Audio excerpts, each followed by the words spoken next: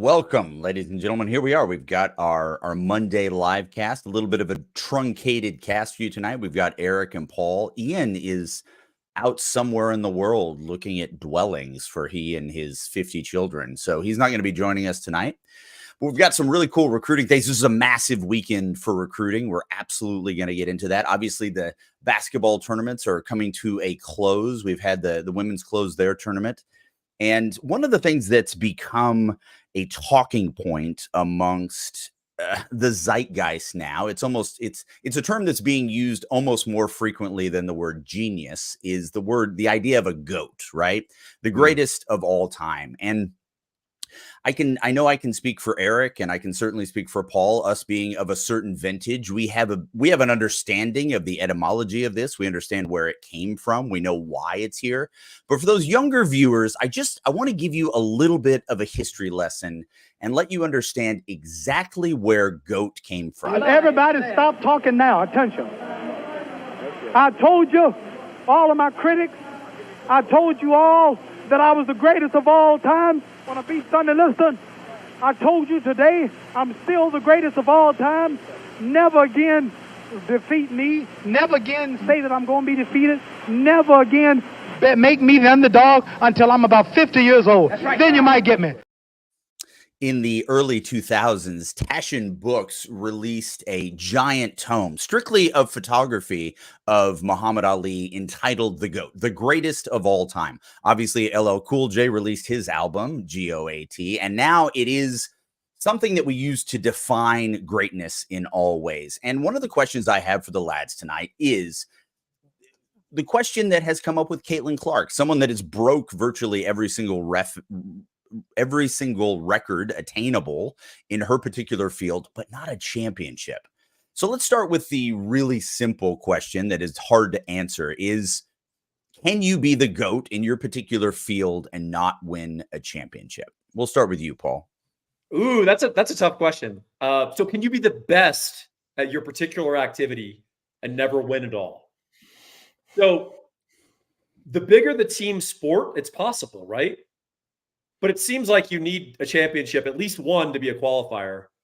But I'm glad you played the Muhammad Ali clip, because that is the etymology of GOAT, right? It got revived sort of in the 80s with the LL Cool J thing, and there's a rap song in the 90s, I think, that referenced it. And that's how it came back in the lexicon. But Muhammad Ali lost 5 times. People forget that, right? But, well, some people think the GOAT qualifiers, you're like Floyd Mayweather, you're unblemished. Or Brady lost 2 Super Bowls, you can't be the GOAT. It's like, well, that's not how it works. It's not that you've never faced adversity. It's that you rose above it, right? And I think the Ali thing is relevant because I don't think he's the greatest boxer of all time. You know, that's to a layperson, that's like offensive. How dare you? But if you really like are a student of boxing, there are greater boxers within their time or era. But part of Ali's appeal was his charisma and his transcendence. Right, beyond the sport. He, at his peak, I think he was probably the most known human being, arguably, on the planet. Oh yeah, indubitably, like absolutely. Right now, that would be a soccer guy, probably. Is it Messi? Is it Ronaldo? Sure. So I heard that Messi can go out like at night in Miami and shop and not get mobbed. But that's an American context, right? Whereas I don't think Ronaldo can do that. I don't know, but. Bottom line is, I think GOAT probably also speaks not just to accomplishment in the sport, but transcendence. Like, you're bigger than just the sport. And so, I think Tom Brady sort of gets that ultimate winner sort of thing. So your original question, can you be the GOAT without a championship? I think you should be able to be, because the larger the team sport, it's not your fault if you got drafted by the wrong team, right? But I think most people use it as a qualifier. You got to have at least one championship. What do you think, Eric? Name a GOAT that doesn't have one. And you mentioned one guy that could be possibly mentioned, at least as far as the height of his sport goes, in Cristiano Ronaldo. Now, of course, he would get mobbed in South Beach, but not just by the women. He'd be quite busy down there, I imagine. He doesn't have a World Cup, but it's not his fault. He was born in Portugal instead of Spain. Spain, during Spain's amazing run around 2010, 2008, he was just one country over. Had he been, 500 miles away, we'd be talking about the unanimous GOAT probably, just because he'd have 2 World Cups, a Euro, and then all the other league championships and stuff. But Lionel Messi, he finally won one this last time. He was going to really test it. He actually won one with Argentina. So I think if you look at all the GOATs, Wayne Gretzky, what did he win, like 9 or 10? I mean, he won he definitely didn't get 9 or 10, but he was definitely up there. I think he's got like at least 4. Yeah, 4 or 5. Didn't the Islanders win? I mean, I thought, oh, not the Islanders, the Oilers. I thought he won a handful with them. Yeah. He won some with the Kings. I know that. Well, he was in the finals with the Kings. Yeah. Oh, the finals. Okay. Lost to Yeah, and then Montreal. you got, of course, you got Jordan, who I think is the GOAT athlete of all time, regardless. But, you know, like-minded people can disagree. Pele's up there. A lot of LeBron fans, of course. LeBron is amazing. I mean, I don't care for him, but he's 39 years old and still playing a sport he has no need to play. He's played a lot of games. He has been mostly healthy throughout his career. He's still averaging like 25 a game. I mean, you know, and he's got a handful of rings. I think you have to have a ring. It just looks like everybody that you'd even mentioned has at least 1 or 2. So let's refine this. All right. But okay, let's say you need a ring as a qualifier. You need a ring. Sure. Then the number of rings after a certain point, I don't think that actually matters. So people will hold up Bill Russell. So they'll hold up Bill Russell as the greatest. He's the GOAT. Yeah, he has 9, right? Yeah, Bill has 9. But you also look at the context of his time, and there's like 12 NBA teams, and like he's going against 6'7" like Polish guys. Like, come on, you know, in the early part of his career. So there's also context that I don't think you can use number of championships to determine GOATness, but you might need 1 just to be in the conversation and be a qualifier. Well, the number is exactly right, Paul. The answer is 1. I mean, it's in the very definition of it. It is the greatest of all time. To have 5 GOATs in the NBA is absurd. That's just not the way the word works. And the other thing that I think that is really interesting to me about, again, and the reason I showed the Ali clip is because the etymology of this came from an individual sport. Serena, easy, great. She's playing in a sport that is her. It is just her dominating the competition. It's when you throw in the team element that things get really murky and really complicated. And that's why you can have conversations about football players like Earl Campbell. Is Earl Campbell in the conversation? I mean, if we are broadening the scope to say one of the GOATs, then sure. Yeah, absolutely. The GOAT, that becomes a little bit more difficult for me. Well, so the Earl Campbell qualifier is this. His functional career in the NFL was actually much shorter than people think at his peak, which was not uncommon for that time and period. There's also running backs in general. There's some great running backs who would be considered great today that just fell by the wayside because of injury, right? I'll say this. In his prime, 24-year-old Earl Campbell, your life depends on it. It's 3rd and 2 on the other team's goal line. He's got to be on the short list of running backs you flip the ball to. Sure. Yeah, but for this conversation, longevity has to matter, right? I mean, I think J.J. Watt is probably the best defensive lineman I've ever seen for about a 3 or 4 year period. But you would rather have Reggie White throughout the duration of his career, you know. So it gets a little interesting there. But yeah, I mean, as far as traits and awesomeness for a short run, Gale Sayers is often mentioned. Jim Brown didn't play all that long. I think 9 seasons, which, you know, it's a pretty good long time for a running back. But yeah, Jim Brown, by the way, I have to say, sorry to interrupt you. Jim Brown retired as the MVP of the NFL. What a way to like. That's how you go out, right? At his peak. Yeah. So I mean, you've got to. It's longevity has to play a factor, I think, and that's why, you know, Tom Brady to me is the obvious GOAT in the NFL. I hate it, but he won me over when they had that comeback versus Atlanta. I was holding on to Joe Montana just because he rose to the occasion in the biggest games. That counts too, man. How do you play on the biggest stage? That's why I think Jordan has the best case as a basketball player. Those guys were not going to lose when it mattered most. Well, this is one of those conversations that's super fun because there's no answer, and well, we could say, sorry, Caitlin Clark, you should have won if you wanted to be the GOAT. Well, that's the thing, right? I mean, you have these players that are just absolutely dominant, and there's no denying the case for Caitlin Clark is the transcendence of the game, right? This is the same, not to put her in the same sentence as Muhammad Ali, but it's that element of transcendence that Paul was talking about, right? Maybe not necessarily the best in his particular craft or his particular science, as it were, with Muhammad Ali, but he was so transcendent. He brought people from outside his particular media into his world, into his sphere, and allowed people to see it. There's no denying that Caitlin did that this year. I mean, that was just a phenomenal season and feat by her. So yeah, there are certainly arguments to be made and zero resolutions to be had. Let's transition over to recruiting. This was a massive weekend, Eric. We had a lot of heavy names. Let's be honest. We had some of the big hitters in town looking at practice, seeing practice maybe for the first time, or certainly seeing a Texas practice for the first time. And and Brett, I just want you to know, we see your super chat, and I absolutely we are going to get to that. I just want to hit this recruiting thing first, because what you're talking about there is a bigger question that I think is going to really open things up for us. So we hear you, Brett. We see you, Brett.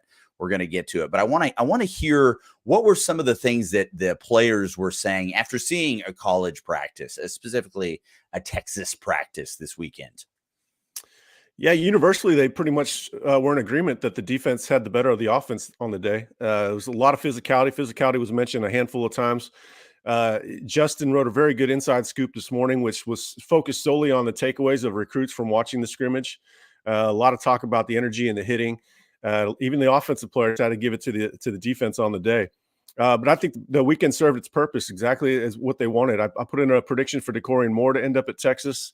That's actually been on my mind for a long time, even going back to when he committed to LSU. I thought about putting one in just for the hell of it back then. But I feel pretty good about it. The guy keeps coming back to campus. You know, he's a must-get for Texas. I think the feedback that he's giving Texas behind the scenes is really good. So I feel good there. But, you know, there's a number of guys on campus. Jonah Williams was there. You know, he was one that really liked watching defense. He was taking note of the safeties. He mentioned Jelani McDonald, Michael Taft, Derek Williams, Zion Williams, a defensive tackle out of Lufkin, who I have as a must-get. We left that visit had left us with a good feeling about Texas's chances. Obviously, LSU has done really well since they hired Bo Davis. Khalil Lockett, feel good there. If Texas pushes and stays hard on that one, then you know I think Texas is going to get him. It's just a matter of, you know, are they going to be able to have room for all these guys? Jamie French, one of the top receivers in the nation, was in town from Florida, and he left with Texas in his top 3. So they're right on time. You know, behind the scenes, Texas knows that they're hitting another gear in recruiting. Like, okay, now it's time to really pick things up. They're going to figure out over the next month or two who they really want to prioritize in June, and then they're going to start pushing extremely hard in June and July. One of the things that you mentioned in the article, Eric, is this idea that, you know, some of the kids are going to commit in July, but some may need to do it sooner. And I think it's important for the fans out there that may not understand the intricacies of the numbers and the nuance of these types of things. Can you add to that a little bit and maybe add some color to that so people understand a little bit more? Well, take the secondary, for example. If they're only going to take 5, but they can pull 8 guys, then, you know, they're going to have to be a little bit selective. Or, you know, if some guys wait too long and it's them versus another one, and the other guy's getting ready to decide and they have the other guy higher on the board, you know, they might be looking at their secondary school. So, you know, these guys that time, everybody's timeline is different. DeCorian Moore can show up to campus in next January without even committing, just show up. Other guys are going to have to make a decision a lot sooner. Yeah, so you know, with those decisions, I think wide receiver is one of those positions where they could probably land 10 guys if they wanted to. Obviously, they're only going to take 3 or 4.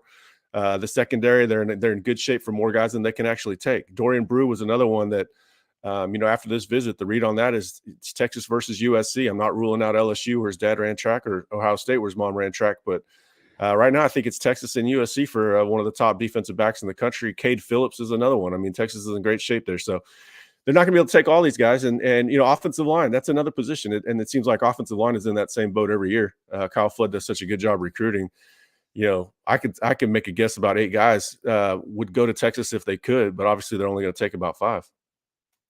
I want to, it's time we need to go to Brett. Now, Brett's thrown in a super chat. Please, if you absolutely want to have your question read, please go ahead and throw in a super chat. Brett is a He's a friend of the pod, and one of the questions that he has today is true or false. Texas has the best O and a top 3 D in the SEC this year. That's the first question. And 2, we go 1-1 against OU and the Ags. Who would you pick for the win? Okay, so let's start with the first one, and then we'll break down that second question. So we'll start with you, Paul. True or false? Texas has the best offense, and this is your betting parlay, Paul, and a top 3 SEC defense this year. That's a tough combo, right? Because you've got to hit on both to get the payoff. So that's tough. Could Texas have the top O? Absolutely. That is possible. Whether we look at objective metrics or subjective stuff, who would be the contestants there? Georgia? Georgia. Ole Miss? Ole Miss. Miss, yeah. I mean, no. Tennessee, no. I mean, so Nico might just be incredible or something. Yeah. And I guess Tennessee could elevate, but no. LSU, probably not. So I think those Alabama. I mean, who knows? Like this Kalen DeBoer thing is going to be I think that's the dark horse, right? What is he going to? It's DeBoer, right? What could he do with Milroe or right? Something else? So I think Georgia and Ole Miss are likely the 2 top competitors there. So I think Texas has a shot at being the best O. I'm not sure how you want to break at a tie. You know, is it subjective? Is it objective? Is it points per game against SEC opponents? I don't know. You know, advanced statistics. Top 3D, we might have our work cut out for us more there because we need some things to hit on the interior defensive line, and we need some things to hit in the secondary in terms of things gelling, not just player talent, which I think they've got in the secondary. They've got to identify roles, and they've got to coach them up. The interior D, I think, as we said down here many times, and this will dovetail maybe with some other questions we get, we have to play a certain style now that Murphy and Sweat are gone. And so the question is, can the coaches adapt to that new style of playing the defensive tackles as penetrators and disruptors, even if occasionally you get gouged for a big run because you're out of your gap and out of your fit? So is that a false for you? I would say, I mean, the odds are say false because you have to finish number 1 and top 3 together, right? If you gave me each bet individually, I might take it. Does that make sense? Right. Well, I don't parlay. Never punt, never parlay. And then do you want to throw Eric the yeah, I want to hear Eric's take on this. Hey, Eric, tell us what rival's going to beat our ass. I mean, yeah, Paul said what I would say. I think Texas has a good chance with the offense to be number 1. Experienced at quarterback, skill talent all over the place, a very good offensive line. As somebody said the other day, the only place they have normal college football players on offense is at tight end.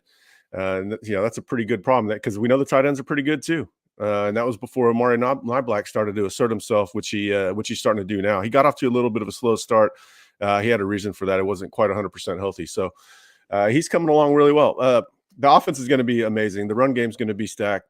Yeah, I don't know. They should be number 1, I think, just because I think they have the most balance on offense out of the 3 teams named. Ole Miss losing their running back wasn't ideal for them. Outside of maybe the culture, I think it was addition by subtraction that way. Defense, yeah, I'm not ready to go top 3 there. That's a little tricky for the same reasons Paul mentioned. You still worry about the front end and the back end being married schematically, and the interior defense. Let's see what the portal brings. The portal opens up next Monday. Let's see if something shakes as far as adding another body in the interior. Well, we definitely have a question about the portable. We'll get to that in a minute. Let's talk about that second question here. So who we taking? We're going 1-1. Who are we taking here? All right. Eric. Man. Well, I live in close proximity to so many Ags. Okay. And they send they're on the internet all the time on Twitter. The Sooners are pretty vocal on Twitter too. Man, I would go with A&M win. It's last game of the season.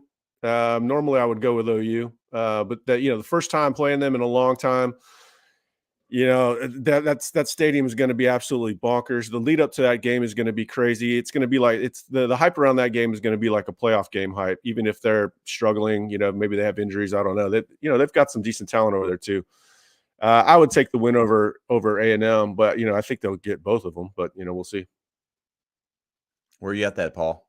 I mean, I think we beat both. It's pretty sad that Eric thinks we're going to split. Great. Good. It's a high level of pandering. I really appreciate that. All right. So, hey, look, we're playing Pick'em. So let's just go to this next question. All right. You've got A&M, you've got Georgia, you've got OU. If Texas is going to win only 2 of those games, which one are you picking as a loss? We'll start with you, Paul. I mean, Eric thinks we get swept. I don't feel that way. I'm a Texas fan. I just want that on the table. No, you've well established that. I've always been a Texas fan. Yes, of course. Georgia is the best team of the 3, but we get them at home, so we might have something for them. But it does happen after OU week, so that would be interesting. Hey, I'll say this: Sark can't go 1-3 against OU. No, even as happy and as excited as we are with everything and the progress of the program, and 5-7, 8-5, 11-2, or what was it? 11-2 or 12-2? 12-2. So Texas fan over here shortened the that's program right. to win. I pulled a Eric. What a fan. Huge fan. Fort Texas. Yeah, I mean, UGA is the best team of the 3. Obviously, the rivalry aspects make them super interesting. We have home field advantage against Georgia, which is not inconsequential. But right after OU, that's a tough stretch. And like I said, I don't think Sark can go 1-3 against OU, man. That's not a good feeling, not a good look. And yeah, I guess I'll go Georgia, which is not a very exciting or original pick, but that seems like the more probable of the 3. That's what I would go with too. And you know, there's a chance they could play Georgia 3 times next year if they played them in the SEC championship game and then in the playoffs. So wow, that's true. Yeah, so take that loss against Georgia and then go get them again. Yeah, which is the Georgia playbook. That's what they've done, right? Yep. So let's move now to some of our recruiting questions, because there was some mention earlier, Eric, about some need in the defensive tackle area, and we've got another portal coming up. Do we feel that Texas needs 2 defensive tackles in the portal, or will 1 suffice? It's a loaded question.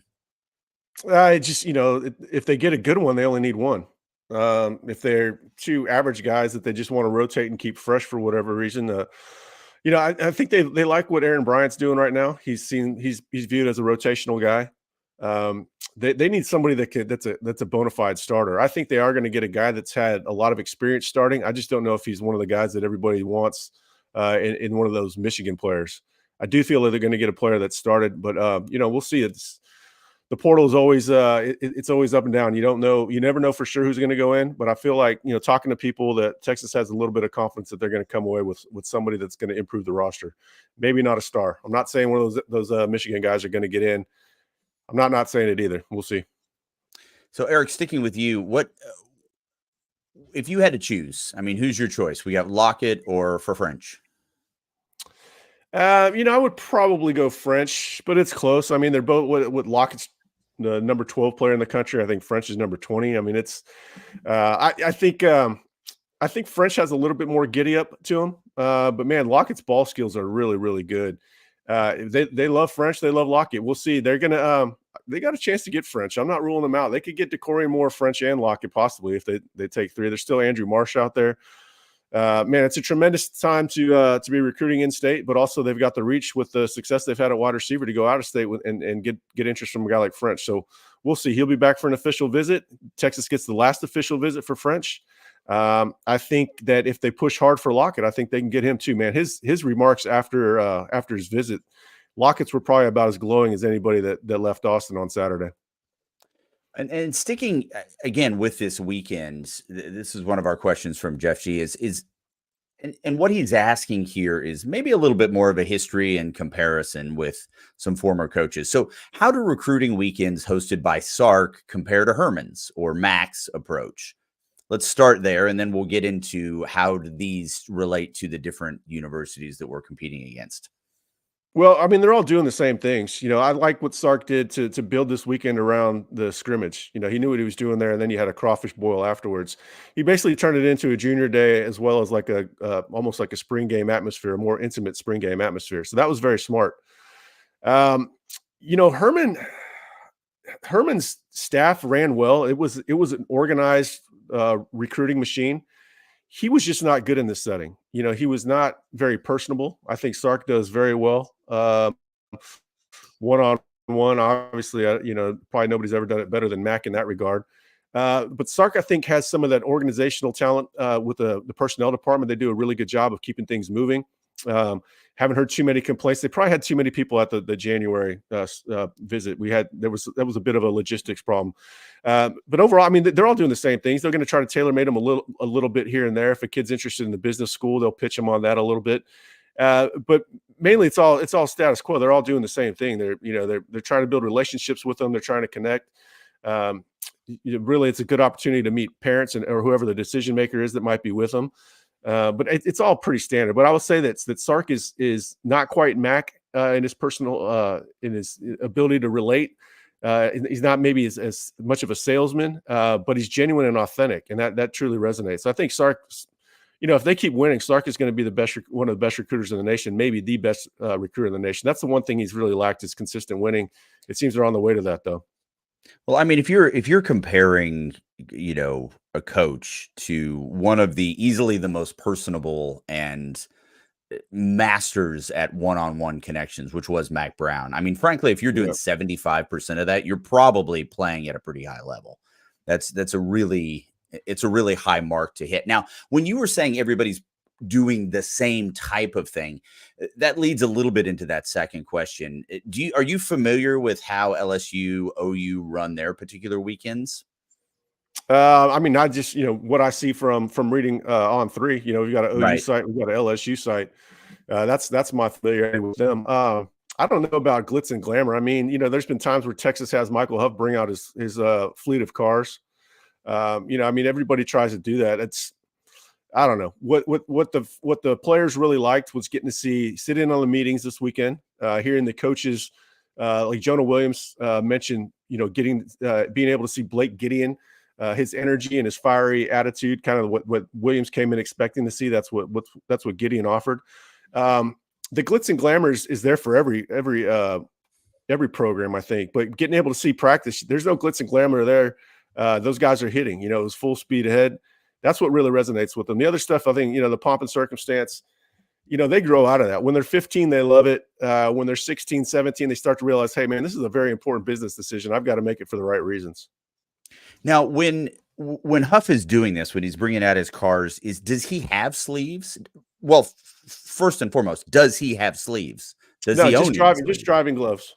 Just driving gloves, right? Just driving gloves. Nice. Yeah. God, that sounds awesome.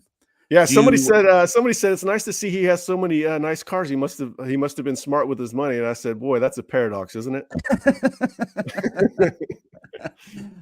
Has Dre let's go into Bledsoe. Has Dre had a good spring? Hi, Boo Corrigan. He's not reading Inside Texas. Now, we haven't really mentioned him a whole lot. Right now the first four are Alfred, Vernon, Aaron Bryant, and Tia Savea. Bledsoe and Sadir Mitchell have been pretty quiet thus far. They really need those guys to step up. Not really hearing about them making a lot of plays. Okay, that's great. And I wish I had better news for you. Hey, maybe that'll change. With my luck, I'll say he hasn't done a whole lot all spring, and then he'll when the lights come on for the spring game, he'll tear it up.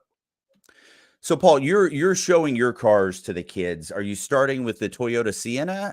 Just going in with the minivan? What are your opening salvo there to really impress? Do you still have the Explorer? Absolutely. I love it. Yeah, I buy old cars. I don't invest a lot of money in depreciating assets, but I like to start off with the Toyota Tercel. Sure. And then I'll go to a Mazda Miata, obviously an older one, 1990s model. Yep. And then I'll finish it up with a Hyundai. But an old, not the cool ones today. No, of course not. A Suzuki Samurai. I usually finish off with that.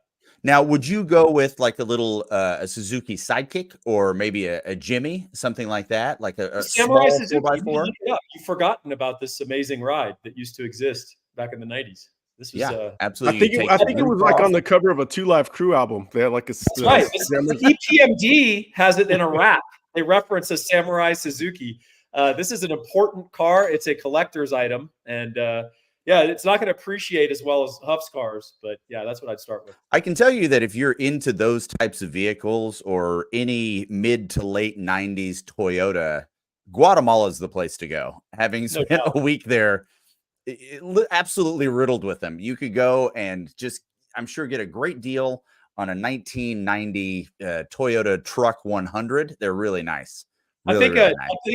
I think I wrote this in a post a few years ago, but when I went to Peru and I went all, hiking up all in the mountains and, I was up at 17,000 feet in these remote Quechua villages where they don't even speak Spanish, right? Much less English. And I saw a dude wearing a DG Party Crush Party T-shirt. It's just like one of these things, where they give to charity and it ends up all over the world. There's a dude at 17,000 feet, a Quechua guy with no shoes on, walking around with a DG Crush Party shirt. So Kyle's curious about how you're spending your prospectus money. The big prospectus money that I make. Yep. Well, the time that I've calculated, the time I spend writing the prospectus versus what I make on it, I'd probably be better pulling some shifts at In-N-Out, but it's a labor of love. So yeah, that big investing money goes to my son's college fund and summer camps. So. Oh, okay. All right. Any cool summer camps this year? He's going to a pro football summer camp, sleepaway camp in Golden, Colorado. Former Bronco players are going to be hosting it. So wow, he's going to get some instruction from someone he'll actually listen to other than me, since anything I give him, he needs to be ignored since I'm his father. But anything anyone else tells him, it's the freaking gospel. So it's great. It's that level of gospel and information that you can find at InsideTexas.com. How's that for a segue, boys? We are offering right now, as a special for you folks, if you put in the promo code IT1, that's the letters IT and the number 1, you get 2 months of Inside Texas for $1. Now, that's pretty cheap, and it's frankly not going to buy Paul any cars. So if that's what your concern is, whether he's spending his money frivolously on vehicles, don't worry about that. Check us out at InsideTexas.com. Go ahead and honestly, IT1, we're giving this away.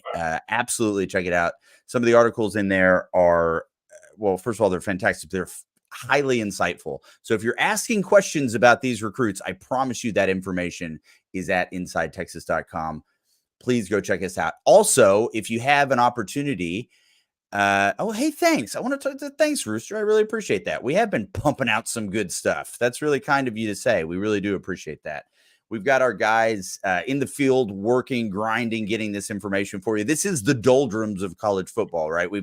This is the time when things are a little bit slow. We've got spring ball kicking up. So the fact that we're able to produce any content at all is impressive, but that it's at this level is something that I'm really proud of. Go ahead and get your super chats in there. If you have any more questions, let us know. Please do. Eric, I am just curious. You've got, we are not that far away from Mother's Day. Your son undoubtedly does not have a bank account. Well, I can't imagine that your wife is watching this. What is your son getting your wife for Mother's Day? Wait, when is Mother's Day? May, right? Jesus. Oh, God. Yeah, it's May. I mean, it's April. I mean, I've got a full month to figure that out. Yeah, you do, but I mean, it's coming up. It's May 12th. May 12th. All right. I had to look at my calendar. My calendar just says spring game. That's the only thing on there. Williams David's on here. Try not to ban him. Okay, hold on. This is David. Look, this is my mea culpa. Okay. I went to put your question up, which is what I'm going to do now. I went to put your question up and I banned you. I accidentally banned you. That was not my intent. I did not intend to ban you, but you were banned. All right. So, Eric, you discussed the depth in one of your recent articles. Alex January. How do we feel about him in the 2 deep? Where is he going? What is he showing right now? Well, I don't expect him to be in the 2 deep, but man, he's really showing a lot of promise for being a true freshman at a tough position to play. You know, it's really hard to hold your ground the younger you are at defensive tackle, but he's got the size and the ability and the work ethic and the mindset. He came in with a good mindset. You know, once I heard that, and then I saw him at the first practice, and he looks like $1 million relative to most true freshman defensive tackles. So he's got a very bright future. I do think he's going to play this season. Sadir Mitchell is certainly opening the door for him. But again, he's another one where it kind of depends on what happens in the portal. If they land a stud, you know, minutes are going to be harder for him to come by. If they land a guy that's just, you know, he's okay, he's another rotational piece, he's going to be able to compete. But I do anticipate him playing probably more than Trill Carter played last year. So we have a full cabinet right now. The cupboard is full. We've got some players that may not be here after the next transfer portal, and there's obviously some players that we want to come in. Is there one particular room? I would never ask us to go for particular players, but is there one room that you're worried or can see us having a little bit more attrition than others, Eric? The one position to watch is probably offensive line. It's just, some of those guys they've got a lot of promise. It's just a longer road for them to get there. They've done a really good job of recruiting. They've recruited some elite players. Trevor Gooseby is a monster. That's the word coming out of the most recent scrimmage. He's going to play. He's going to have a number of years left. Obviously, Brandon Baker's coming in with a high profile and a lot of ability. And again, he's another one of those young guys that works and does the right thing. So he's going to be a good player. And some of those guys that they took in the 2023 class, I'm watching. That was the class that was always those players were going to be on a longer developmental curve. I think they might want to go. So some of them might want to go where they can play a little sooner. We'll see. I hate that aspect of it. Those guys came in with the dreams to be a Longhorn, productive Longhorn player. But some of them, I think they tend to get discouraged, and now it's just it's guaranteed that they're going to lose a few guys starting next week. We'll see. That'll be a sad day, but it's part of life in the new college era. But yeah, offensive line is one to watch. Maybe a linebacker. We'll see.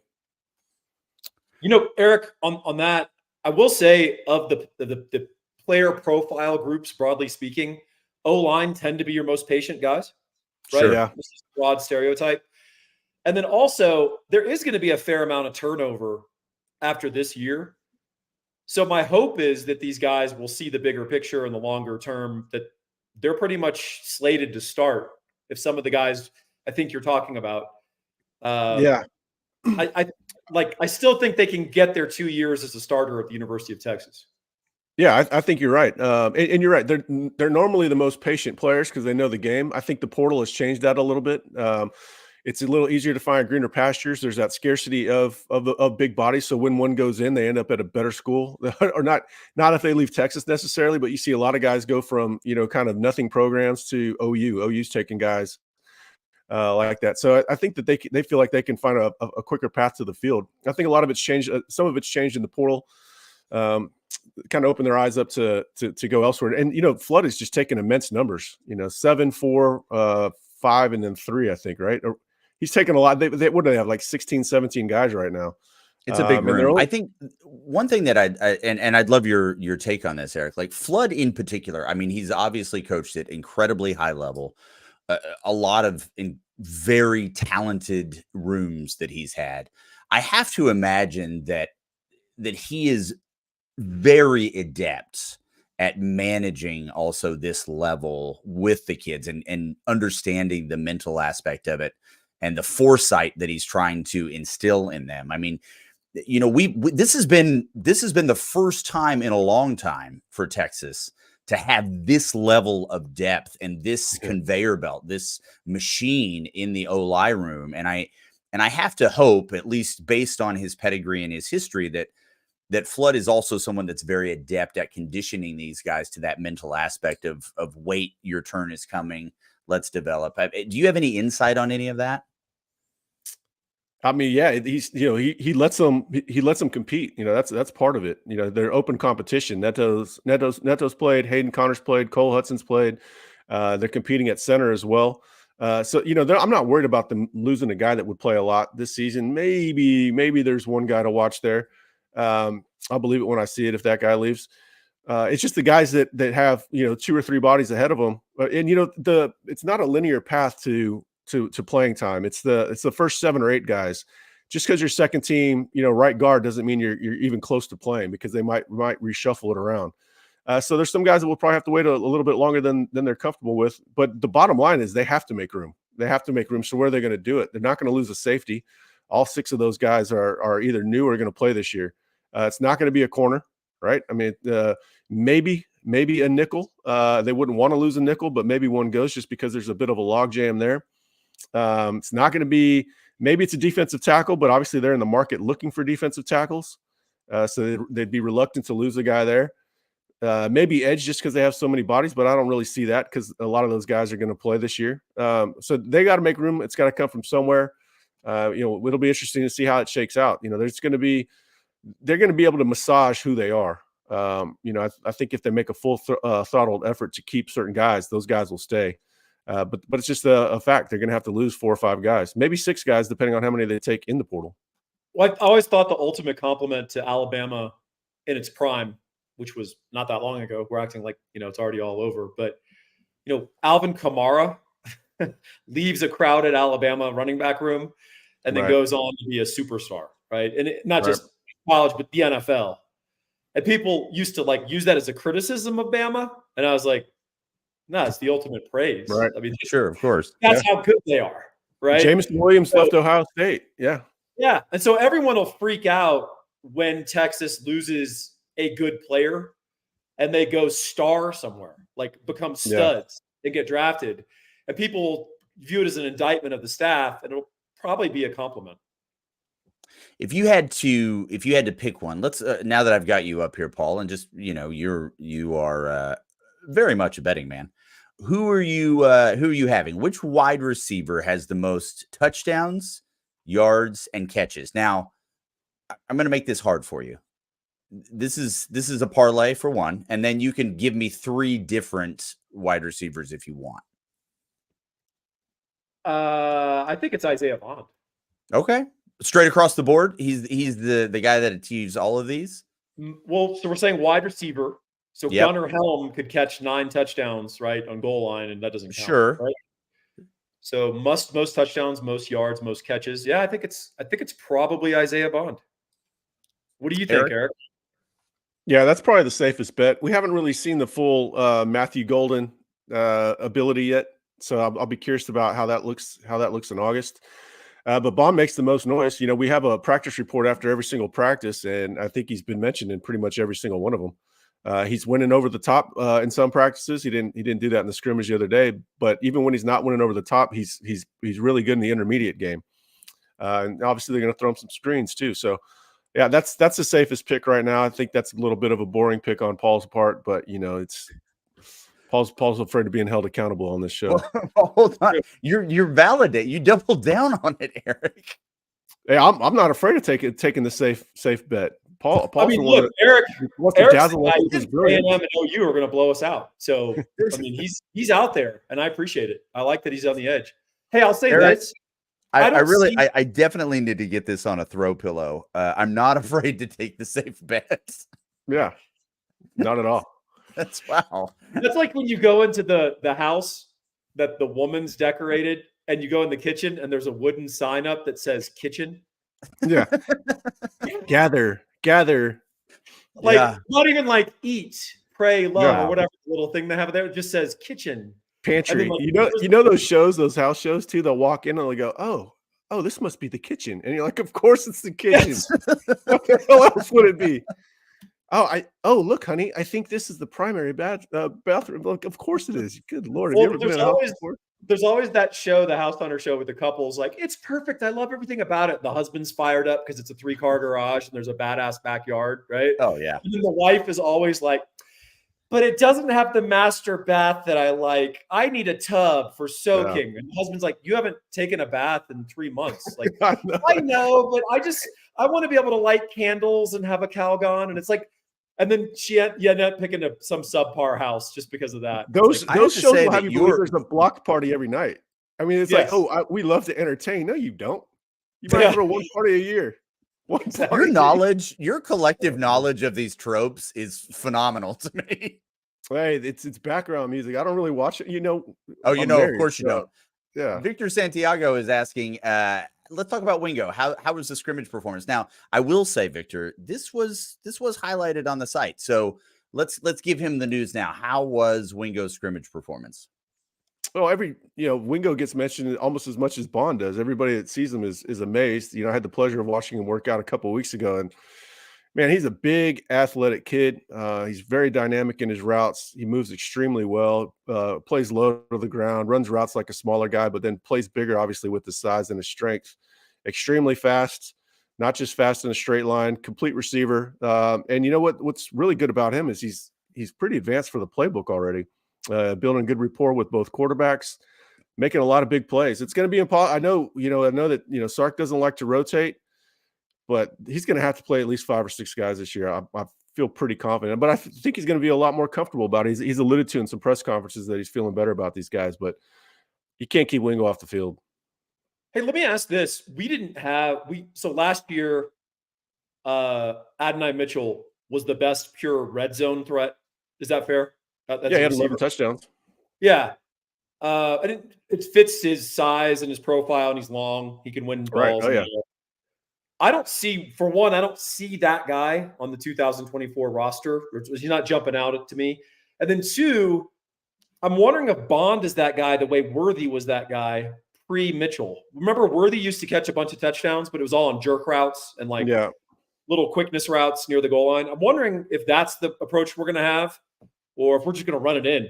Maybe we're just going to run the ball and maybe we'll get better on goal line. But do you see a red zone threat receiver? I don't see a body type that leaps out to me. That doesn't necessarily mean that they can't do it. I mean, what you said about Bond and Worthy, I think is accurate. Who's going to be the slot? Well, that's I've the question, been hearing, right? I've been hearing some people asking some mention of Matthew Golden actually looking really good. And, when you can return kicks like he can, obviously that's going to translate to the slot. He's got some good power to him to break a tackle, turn into a running back after the catch. I think Wingo fits definitely perfect for the boundary. And he has made his share of contested catches. He has good hands. He's not just a big athlete. I don't know. Yeah, that's actually a question going into the season. Who's going to be the go-to receiver? But I do think the tight ends are going to poach some. Nyblack had a touchdown on Saturday on the same route that Gunnar Helm scored a touchdown on Iowa State. Sark knows how to get those guys loose. But yeah, Adonai Mitchell was a safety valve, and it wasn't just touchdowns. It was the big catch falling down on his backside versus TCU. He had some other big catches throughout the season that didn't result in points, but helped put the game away. And so, that's one that they're going to have to replace. I think it's going to be probably a group effort. I think they're more deep at receiver this year. But yeah, missing that go-to guy. Adonai Mitchell's a total stud. Combined tight end position touchdowns, which means Helm plus Nyblack. I think it should exceed 2023 total tight end touchdowns, which was Sanders and Helm. Sanders only had 2, I think. It's incredible. Yeah, he wasn't a big red zone threat, which was surprising. And he was the year before. Remember, he had that awesome touchdown against West Virginia. Yeah, I think they combined for 60 catches and only maybe 3 touchdowns. That's off. That's not right. They're going to have to find it. But I think Quinn is really good at finding the open receiver more so than maybe relying on an individual player or, Adonai bailed him out. I think the hope is that he's going to be able to find the open receiver. And who the open receiver is going to be dependent on a few things. With the slot position, I mean, we obviously Jay Witt. It's something that was occupied there for a long time. He played a very different game just in terms of bringing a physicality to it. So as a result of that, we really didn't see much of Sark's offense in relation to that. And we know that things are changing, things are evolving. We're seeing more of the playbook now. But if you had to guess, today's the day. Who are you putting in slot, and how do you see Sark's playbook taking advantage of that? They might just go too deep across the board. You'd have Bond and Cook at field, DeAndre Moore and Silas Golden at Bolden Bond at slot, and then Wingo and Golden. I think that's how it will go. I don't know, but like I said, Golden could play slot. DeAndre Moore's impressed. I asked him on a scale of 1 to Jordan Whittington how good of a blocker is he, and the guy said an 8. So that's a very physical blocker still, because obviously Jordan Whittington's about as aggressive as it comes to as a blocker.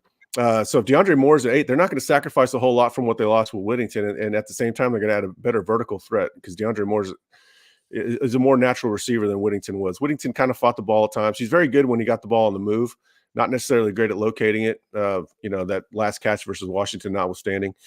But yeah, I mean they're too deep. They're all a little bit different. But what Paul said about Wingo, I think is accurate as far as if you want those sort of the perfect fits, ideal for the position. You want a little more size here. You want a little more wiggle here.